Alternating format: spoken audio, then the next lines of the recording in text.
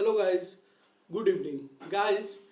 आज मैं आप लोगों के सामने हेड से संबंधित बेहतरीन स्ट्रक्चर्स लेकर के आया हूँ। आइए देखते हैं इस वीडियो में क्या है। गाइस, जैसा कि आप देख सकते हैं हेडिंग यूज ऑफ हेड। पहला स्ट्रक्चर है guys subject plus head plus noun, जिसके हिंदी के लास्ट जो वर्ड्स होंगे वो होंगे पास था, पास थी, पास थे। एग्जाम्पल देखिए, आई हैड अ हॉर्स, मेरे पास एक घोड़ा था।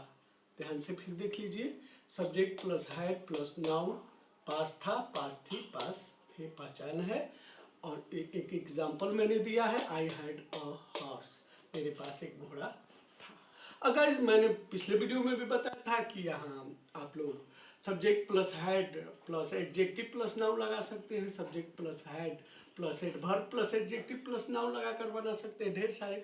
और हाँ गाइस, 6th फॉर्म में तो जरूर बनाइएगा। मैंने अपने पहले वीडियो से मैं यह बात बार बार कह रहा हूँ कि अगर इंग्लिश पे अच्छा खासा पकड़ करना है, विशेषकर स्पोकन इंग्लिश पे, ट्रांसलेशन पे, तो 6th फॉर्म वाला रूल जरूर अप्लाई करिएगा, उसी के अनुसार प्रैक्टिस करिएगा। और अगर 6th फॉर्म के विषय में आप नहीं जानते, आप लोग नए नए इस वीडियो को देख रहे हैं, तो मेरे पहले वीडियो को जाकर के जरूर देखिएगा।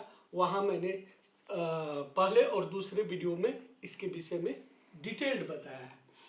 गाइस, आते हैं दूसरे एग्जाम स्ट्रक्चर पे, subject plus had plus infinitive plus other word.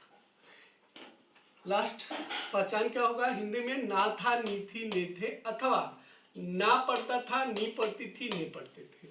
एक बार फिर guys, subject plus had plus infinitive plus other word. ना था, नी थी, ने थे, अथवा ना पढ़ता था, नी पढ़ती थी, ने पढ़ते थे। और गाइस, इंफिनिटिव क्या होता है इसके विषय में भी मैंने अपने फर्स्ट वीडियो में बहुत अच्छे ढंग से बताया है, तो वहां से आप जाकर के देख सकते हैं। Guys, I had to go there, example है I had to go there, मुझे वहां जाना था। इसका हिंदी क्या हो जाएगा गाइस? मुझे वहां जाना था, अथवा मुझे वहां जाना पड़ता था। अब आप किस सेंस में कर रहे हैं? आप दोनों सेंस में कह सकते हैं, उसका ट्रांसलेशन एक ही होगा। अब थर्ड नंबर का गाइस देखिए, थर्ड नंबर का subject plus had plus V3 plus object. Guys, जानते ही होंगे, ये तो अधिकांशतः लोग जानते होंगे, पास्ट परफेक्ट टेंस का है और चुका था, चुकी थी, चुके थे। हाँ गाइस, कुछ और विशेष रूल्स होते हैं, जब मैं टेंस का डिटेल चर्चा करूंगा तो एडवांस लेवल तक बताऊंगा उसमें, लेकिन यहाँ सिर्फ स्ट्रक्चर में इतना ही, चुका था, चुकी थी, चुके थे। जैसे guys, he had eaten a mango, वह आम खा चुका था। गाइस, ये भी टेंस से संबंधित है। चौथा, subject plus had been plus V1 plus ING plus since oblique for, ये पास्ट परफेक्ट कंटिन्यूअस टेंस से संबंधित है गाइज। और सिंस और फार के विषय में मैं आप पिछले वीडियो में बता चुका हूँ, टेंस में और विधिवत बताऊंगा। इसका पहचान होता है रहा था, रही थी, रहे थे प्लस समय सूचक शब्द, अर्थात रहा था, रही थी, रहे थे के साथ समय सूचक शब्द रहे। अथवा अगर सिंस और फार का यूज न हो करके सेंटेंस बना है तो उसका पहचान वहां स्पेशली ता रहा था, ती रही थी, ते रहे थे हो जाता है। इसमें भी हम ता रहा था, ती रही थी सिंस फार के साथ बोल दे, कोई अन्यथा नहीं है। लेकिन सिंस और फार नहीं है तो हमें निश्चित रूप से उसका अर्थ ता रहा था, ती रही थी, ते रहे थे बोलना पड़ेगा। जैसे he had been teaching English for 1 hour, वह 1 घंटे से अंग्रेजी पढ़ा रहा था या पढ़ाता रहा था। अथवा he had been teaching English, बस इतना भी कोई सेंटेंस बोल सकता है, बोला ही जाता है, तो उसका अर्थ होगा वह अंग्रेजी पढ़ाता रहा था।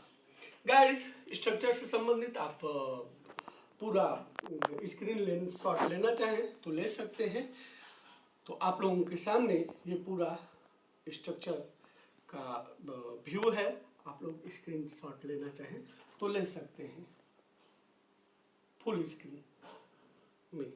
तो गाइज, अब जैसा कि आप लोग जानते ही हैं कि मैं उच्चारण संबंधित कुछ रूल्स लेकर के आता हूं, और पूरे रूल्स तो मैं नहीं ला सकता, क्योंकि बहुत ज़्यादा रूल्स हैं और उच्चारण संबंधी कोई स्पेसिफिक रूल भी नहीं है गाइस, ये तो अपने से निर्मित रूल्स हैं जो अधिकांशतः लागू होते हैं। और इसको हम ये भी नहीं कह सकते कि टोटली ये लागू होते हैं। तो देखिए ए के उच्चारण का नियम मैं लेकर के आया हूं आपके सामने नोट। अधिकांशतः जब ए को अधिकांशतः इसलिए गाइस क्योंकि टोटली नहीं कहा जा सकता है कि ये रूल लागू होंगे, लेकिन हाँ ज्यादा से ज्यादा ये रूल लागू होते हैं। अधिकांशतः जब ए दो कॉन्सोनेंट्स, वॉवेल और कॉन्सोनेंट्स मैं बता चुका हूं पहले के वीडियोस में, ए ई आई ओ यू वॉवेल होते हैं और इनको छोड़कर जो 21 लेटर्स होते हैं वो कॉन्सोनेंट्स होते हैं। तो जब दो कॉन्सोनेंट्स के बीच हो तो ध्यान से, अधिकांशतः जब ए दो कॉन्सोनेंट्स के बीच हो तो आय, ये देखिए दो आय का उच्चारण होता है। जैसे C A T cat, B A T bat, C और टी कॉन्सोनेंट ए है, बी ए टी बैट है, ए है बीच में, आर ए टी रैट बीच में ए है, तो आय का उच्चारण हो। लेकिन जब आर, यही आर ए के बाद आए तो आ का उच्चारण होता है अधिकांशतः। जैसे सी ए आर का ए के बाद आ रहा है, आर आया है तो गाइस देखिए इसका उच्चारण कार हो जाएगा। डब्लू वार में ए के बाद आ रहा है तो वार, इसका उच्चारण होगा आ का उच्चारण होगा, ए का उच्चारण आ से होगा, एटसेट्रा। हालांकि गाइस ए का उच्चारण तो बहुत कॉम्प्लिकेटेड है। ए जब शुरू में रहे तो अ, आ, ए, ऐ विभिन्न तरह के उच्चारण होते हैं। तो ए का थोड़ा कॉम्प्लिकेटेड उच्चारण होता है तो उस पर विशेष रूल्स नहीं बन सकते हैं। मुझे जितना लगा कि वो आपके लिए थोड़ा हेल्पफुल हो सकता है तो वो रूल लेकर के आया हूँ। और गाइज डिटेल तो जैसे जैसे प्रैक्टिस होता जाएगा वो सारी कमियां, सारे प्रॉब्लम्स खुद ब खुद दूर होते जाएंगे। शुरुआती दौर के लिए ये रूल्स आई होप आपके लिए हेल्पफुल साबित हो सकते हैं। गाइज इस वीडियो में इतना ही। Thank you.